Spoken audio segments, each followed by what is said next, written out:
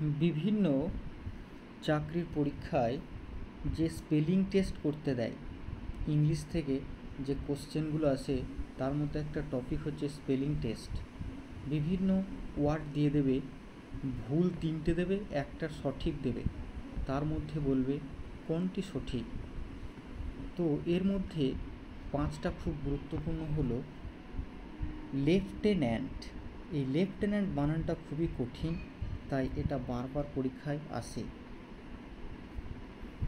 স্পেলিংটা কী আছে না, LIE, লাই, তারপরে হচ্ছে ইউ, তারপরে টেনান্ট, লাই ইউ টেনান্ট, এর উচ্চারণ হচ্ছে লেফটেন্যান্ট, যার বাংলা মানে হচ্ছে প্রতিনিধি। এরপরে রয়েছে কর্নেল, যার বাংলা মানে সেনাপতি।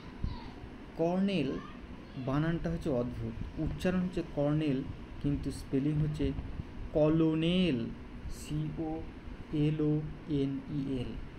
এইভাবে মনে রাখতে হবে, কলোনেল কিন্তু উচ্চারণ হবে কর্নেল।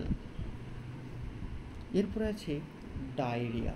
এই ডায়রিয়া ওয়ার্ডটা খুবই অদ্ভুত এবং কঠিন, যার বাংলা মানে হচ্ছে উদারময়। স্পেলিংটা হচ্ছে DIARRHOEA, ডায়রিয়া, খুবই গুরুত্বপূর্ণ।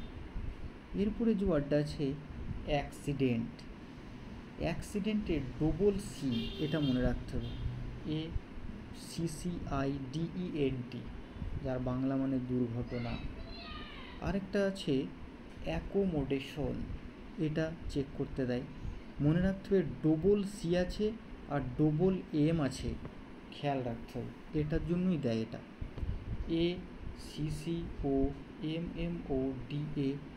ACCOMMODATION, অ্যাকোমোডেশন, যার বাংলা মানে হচ্ছে বাসস্থান। তো এই ধরনের কিছু কিছু গুরুত্বপূর্ণ ওয়ার্ডগুলো খেয়াল রাখতে হবে, তার স্পেলিং।